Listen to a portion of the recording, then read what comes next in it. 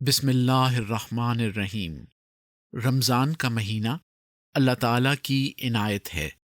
خطبہ جمعہ سیدنا حضرت مرزا بشیر الدین محمود احمد خلیفۃ المسیح ثانی المصلح موعود رضی اللہ تعالیٰ عنہ، فرمودہ 16 جولائی سن 1915۔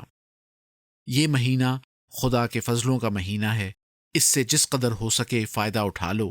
جس طرح بہت سے ایسے انسان ہیں جن کو یہ رمضان دیکھنا نصیب نہیں ہوا، اسی طرح بہت سے ایسے ہوں گے جنہیں اگلا رمضان دیکھنا نصیب نہ ہوگا۔ سن 1915 کے اس خطبہ جمعہ میں حضرت مصلح موعود رضی اللہ تعالیٰ عنہ نے ذکر فرمایا ہے کہ جن لوگوں کو رمضان کے بابرکت مہینے کو پانے کی توفیق ملی ہے، ان پر اللہ تعالیٰ نے کیا کیا فضل فرمائے ہیں۔ حضور رضی اللہ تعالیٰ عنہ نے نماز تہجد کی ادائیگی اور روزے کی اہمیت پر روشنی ڈالی، نیز جماعت کو متفرق دعائیں کرنے کی طرف توجہ دلائی۔ قارئین کے استفادے کے لیے اس خطبہ جمعہ کو شائع کیا جا رہا ہے۔ ادارہ تشہد، تعوذ اور سورہ فاتحہ کے بعد حضور نے مندرجہ ذیل آیت کی تلاوت فرمائی: یا ایھا الذین آمنوا کتب علیکم الصیام کما کتب علی الذین من قبلکم لعلکم تتقون، سورہ بقرہ آیت 184۔ اس کے بعد فرمایا، رمضان کا مہینہ جس کی نسبت اللہ تعالیٰ فرماتا ہے، شہر رمضان الذی انزل فیہ القرآن، سورہ بقرہ آیت 186۔ اس کے متعلق خدا تعالیٰ کی طرف سے یہ حکم نازل ہوا ہے کہ اس میں قرآن کا نزول ہوا یا قرآن کی ابتدا ہوئی۔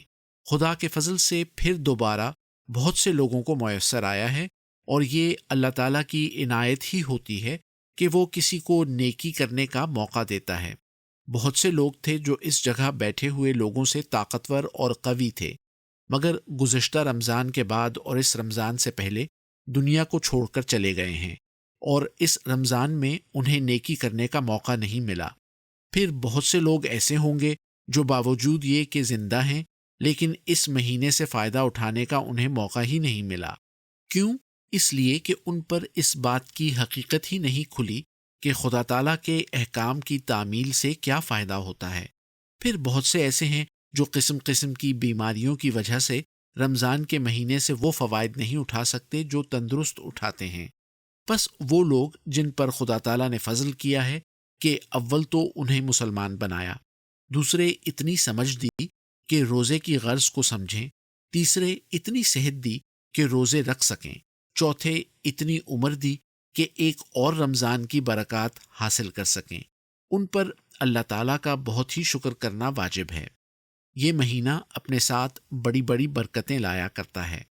پہلی عظیم الشان برکت تو یہی ہے کہ جن لوگوں کو سستی اور کاہلی کی وجہ سے سارا سال نماز تہجد نصیب نہیں ہوتی، اس مہینے میں نصیب ہو جاتی ہے، اور وہ لوگ جو صبح کی نماز سورج چڑھنے کے قریب پڑھتے ہیں، ان کو بھی موقع مل جاتا ہے کہ رات کے وقت خدا تعالیٰ کی عبادت کریں اور تہجد پڑھیں۔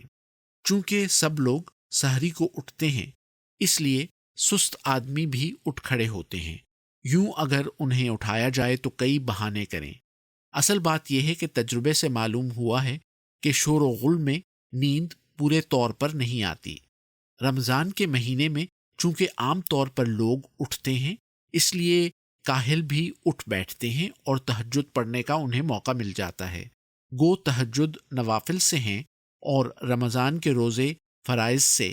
بہت سی طبائع ایسی ہوتی ہیں کہ فرائض تو ادا کر لیتی ہیں اور نوافل میں سستی کرتی ہیں، اور ایسا آج ہی نہیں کیا جاتا۔ حدیثوں سے معلوم ہوتا ہے کہ حضرت صلی اللہ علیہ وسلم کے زمانے میں بھی ایسا کرنے والے موجود تھے۔ چنانچہ ایک حدیث میں آیا ہے کہ ایک شخص نے حضرت صلی اللہ علیہ وسلم کی خدمت میں حاضر ہو کر سوال کیا کہ یا رسول اللہ، کتنی نمازیں فرض ہیں؟ آپ نے فرمایا، ایک دن رات میں 5۔ پھر اس نے پوچھا، زکوٰۃ؟ آپ نے فرمایا، سال میں 1 دفعہ۔ پھر اس نے روزے کے متعلق پوچھا، آپ نے فرمایا، سال میں 1 مہینہ۔ پھر حج کے متعلق پوچھا، فرمایا، عمر میں 1 دفعہ۔ یہ سن کر اس نے کہا، خدا کی قسم میں اسی طرح کروں گا، نہ اس سے کچھ بڑھاؤں گا اور نہ کم کروں گا۔ حضرت صلی اللہ علیہ وسلم نے فرمایا، کہ یہ بات جو اس نے کہی ہے اگر کر بھی لی تو جنت میں داخل ہو جائے گا۔ بخاری کتاب الصوم، باب وجوب صوم و رمضان۔ تو معلوم ہوا کہ اس وقت بھی ایسے لوگ تھے اور ایسی طبائیں ہمیشہ سے چلی آتی ہیں۔ تہجد چونکہ فرض نہیں اس لیے اس کے پڑھنے میں سستی کی جاتی ہے۔ روزہ چونکہ فرض ہے اس لیے اس کے لیے سحری کو اٹھنا پڑتا ہے اور ساتھ ہی نفل پڑھنے کی توفیق مل جاتی ہے اور یہ ثواب بھی حاصل ہو جاتا ہے۔ دوسری برکت روزے کا ثواب ہے۔ اس کی نسبت اللہ تعالیٰ فرماتا ہے کہ روزے دار کا اجر میں ہی ہوں۔ مسلم کتاب الصوم فضل الصیام و بخاری کتاب الصوم باب حل یقول انی صائمہ اذا شتما۔ پھر اور بہت سے فوائد ہیں۔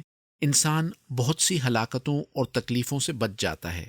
پس یہ مہینہ خدا کے فضلوں کا مہینہ ہے، اس سے جس قدر ہو سکے فائدہ اٹھا لو۔ جس طرح بہت سے ایسے انسان ہیں جن کو یہ رمضان دیکھنا نصیب نہیں ہوا، اسی طرح بہت ایسے ہوں گے جنہیں اگلا رمضان دیکھنا نصیب نہ ہوگا، اور کون جانتا ہے کہ میں ان لوگوں میں سے نہیں ہوں جنہوں نے نہیں دیکھنا۔ اس لیے ہر ایک کو اس رمضان میں خیر حاصل کرنے کی خوب کوشش کرنی چاہیے۔ ہماری جماعت کوئی دنیاوی سوسائٹی نہیں، اس لیے اس کے افراد کا فرض ہے کہ جہاں وہ اپنی اولاد، اپنی مشکلات، اپنے رشتہ داروں اور اپنی دیگر اغراض کے لیے دعائیں کریں اور اخلاص سے کریں تو خدا تعالیٰ کے فضل سے کامیاب بھی ہو جائیں گے۔ وہاں سلسلے کی ترقی کے لیے بھی کریں، کیونکہ جو سچے سلسلے اور راست بازوں کی جماعتیں ہوتی ہیں ان کا پہلا فرض اپنی جان و مال کی حفاظت کرنا نہیں ہوتا، بلکہ جماعت کی ترقی اور کامیابی کے لیے کوشاں رہنا اور راستی اور حق کی اشاعت کرنا ہوتا ہے۔ پس ہمارے تمام دوستوں کو چاہیے کہ جہاں وہ اپنی ذات، اپنے عزیزوں اور رشتہ داروں کے لیے اس ماہ میں دعائیں کریں، ان سب سے پہلے اس بات کو مد نظر رکھ کر ان کی دعائیں ہوں کہ سب سے زیادہ دعاؤں اور التجاؤں کا مستحق اسلام، راستی اور حق ہے۔ کیوں؟ اس لیے کہ کسی کو جو دعاؤں کی توفیق ملے گی تو کس ذریعے سے؟ اسلام ہی ہے۔ کیا ایسے کروڑوں انسان نہیں کہ ان پر رمضان آتا ہے اور گزر بھی جاتا ہے لیکن وہ کورے کے کورے ہی رہتے ہیں؟ بس دعائیں کرنے والوں کو یہ موقع اسلام اور آن حضرت صلی اللہ علیہ وسلم کے ذریعے اور اس زمانے میں حضرت مسیح موعود علیہ السلام کے توسل سے حاصل ہوا ہے۔